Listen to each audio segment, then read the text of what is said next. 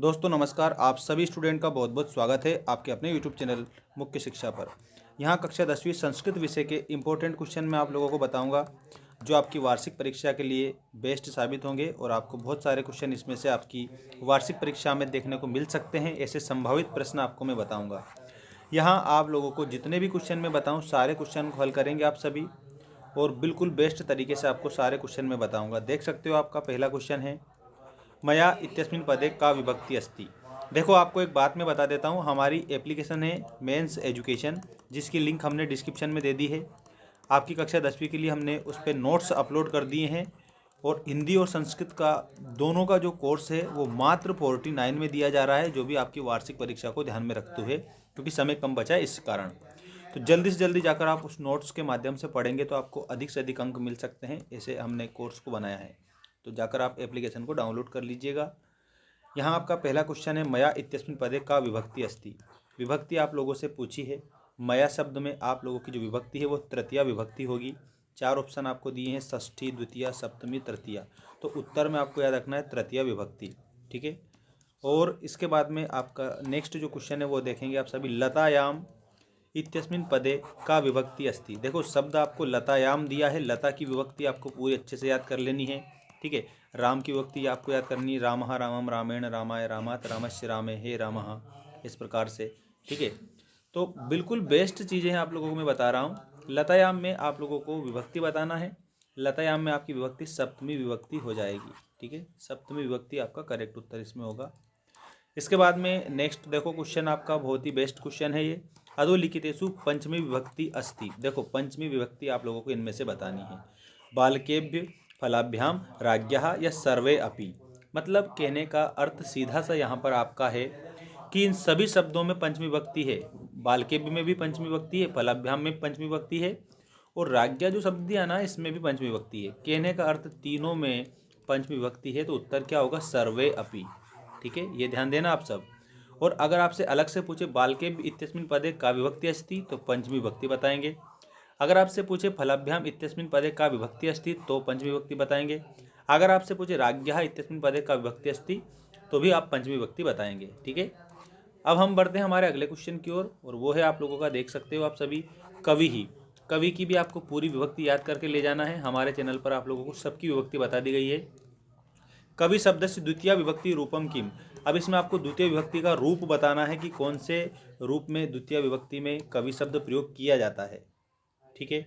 तो इसमें जो कविम जो लिखा है ये आप लोगों की द्वितीय विभक्ति का शब्द है। द्वितीय विभक्ति का शब्द कविम आप लोगों का होगा, बिल्कुल याद रखना आप सभी।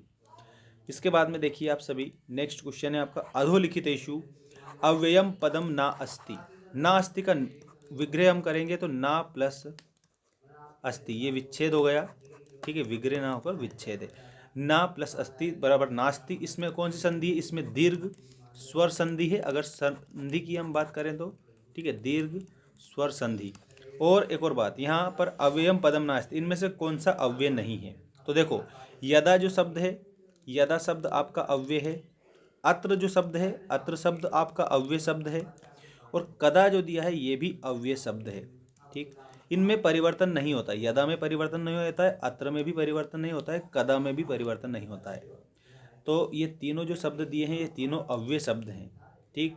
लेकिन इसमें क्या पूछा है कि अव्यय कौन सा नहीं है। ना अस्ति का मतलब नहीं होना, तो इसमें वनम आपको उत्तर में लिखना है। ये वनम शब्द अव्यय नहीं है। ये कैसा शब्द है, ये संज्ञा शब्द है। ये आपको मैं बता देता हूँ, ये संज्ञा शब्द है। वनम क्या है, संज्ञा शब्द है। इसके बाद में हमारा अगला क्वेश्चन है, देख सकते हो आप सभी, वृथा कलहम मा कुरु।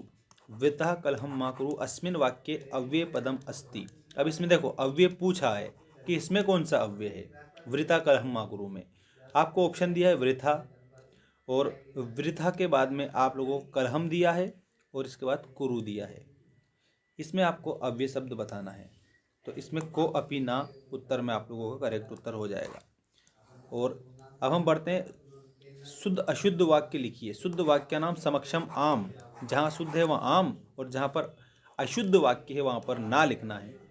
पहला आपका इसमें देख सकते हो आप सभी, फर्स्ट में आपको दिया है पाश्यति इत्यस्मिन् पदे लोट लकार अस्ति। पाश्यति में क्या लोट लकार है, तो इसमें आपको नहीं बताना है, ना लिखना है। गच्छामि दिखना है। पदे उत्तम पुरुषा अस्ति, तो गच्छामि में आपका उत्तम पुरुष है, इसमें आप आम लिखेंगे, सही है।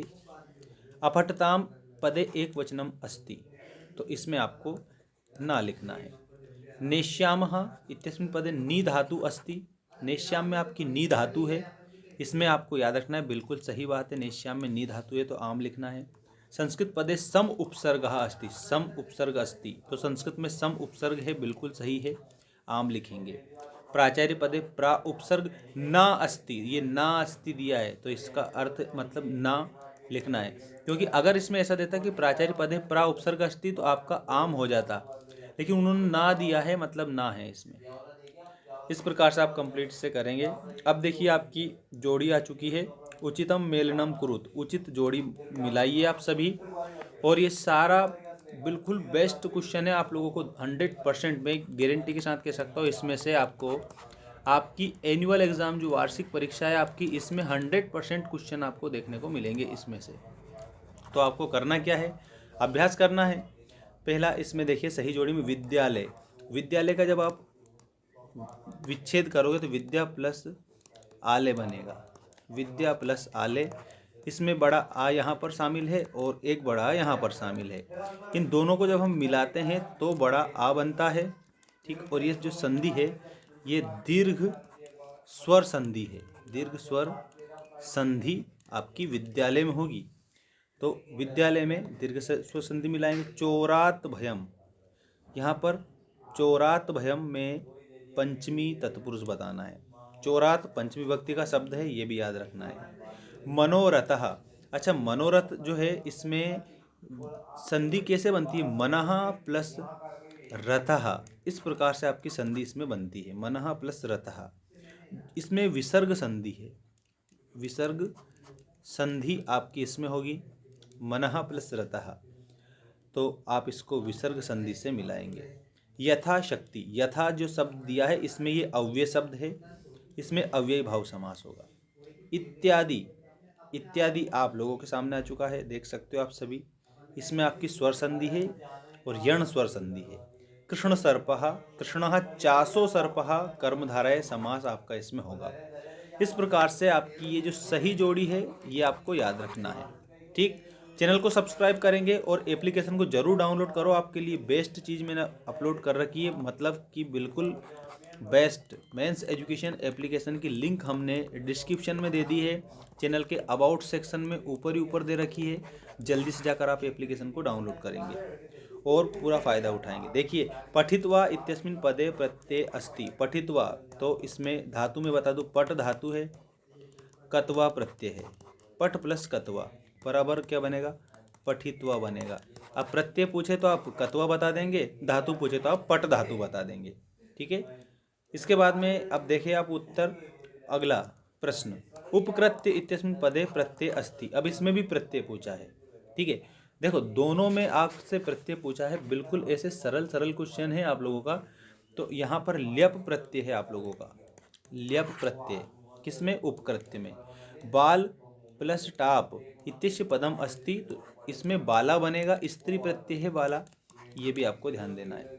के रसाल मुकुलानी समाक्षरयन्ते, तो यहाँ आप लोगों को जो ये प्रश्न दिया ना, इसमें आपको क्या बताना है, इसमें आप लोगों को भृंगहा बताना है, भृंगहा, ठीक। व्याघ्रः कस्मात् बिभेति, तो व्याघ्रः मानुषात् बिभेति, मानुषात् बिभेति। और जन्नी कीदृशी भवति, तो जन्नी तुल्यवत्सला भवति, तुल्य वत्सला भवति, ये आप लोग उत्तर में लिखेंगे, ठीक है। इसके बाद में हम बढ़ते हैं हमारे अगले जो क्वेश्चन है उनकी ओर, जो दिया है रिक्त स्थान। देखो क्वेश्चन नंबर 5 है, प्रदत्तई शब्दई रिक्त स्थानम पूर्ति कुरुत, रिक्त स्थानों की पूर्ति आपको दिए गए शब्दों के माध्यम से करनी है। और ये आप लोगों को शब्द दिए, रोदिमी रसालम विशालः दुर्लभः सन्यासी चतुरः। इसमें आपको फर्स्ट में देख सकते हो, यहाँ आपको फर्स्ट दिया है आम्रम इत्यस्य पर्याय पदम अस्ति, तो आम्रम में आप रसालम लिखेंगे, रसालम ये पर्याय होगा। विशाल ग्राम इत्यस्मिन् पदयो विशेषणम अस्ति, इसमें आपको विशेषण बताना है। अच्छा विशाल इसमें विशेषण होगा, ये जो विशाल दिया है ये क्या है, ये विशेषण इसमें आपका होगा। विशेषण इस प्रकार से। प्रसीदति, प्रसीदामि इत्यस्य विलोम पदम, तो प्रकुप्यति आप लिख सकते हैं, रोदिमि लिख सकते हैं, रोदिमि हम इसमें लिख सकते हैं, रोदिमि।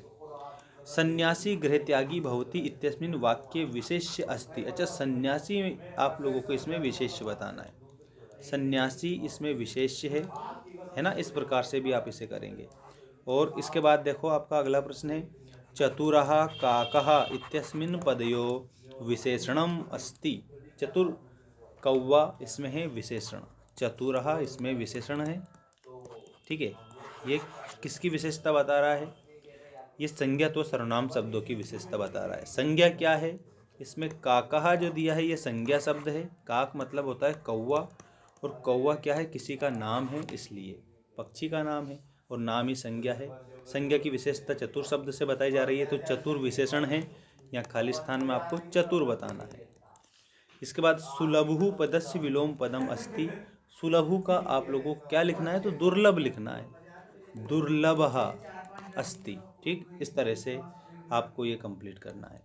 और इसके बाद में आपको एक और सामान्य जानकारी में देता हूँ। हमारा जो ऐप है मेंस एजुकेशन एप्लीकेशन, जल्दी से आप ऐप को डाउनलोड करिएगा।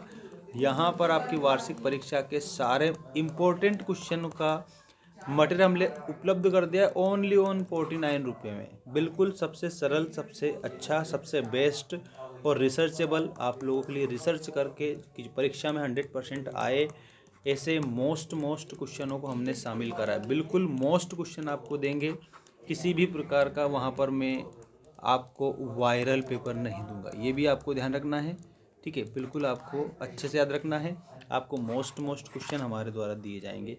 तो जल्दी से जल्दी जाकर आप एप्लीकेशन को डाउनलोड करिए। और ये आपको गूगल प्ले स्टोर पर भी मिल जाएगा, गूगल क्रोम पर भी मिल जाएगा, ठीक है। आप क्रोम से भी आपको डाउनलोड कर सकते हो इसको, और क्रोम के अलावा आप लोगों को गूगल प्ले स्टोर पर उपलब्ध हमने करा दिया है, तो दोनों जगह पर आपको मिल जाएगा।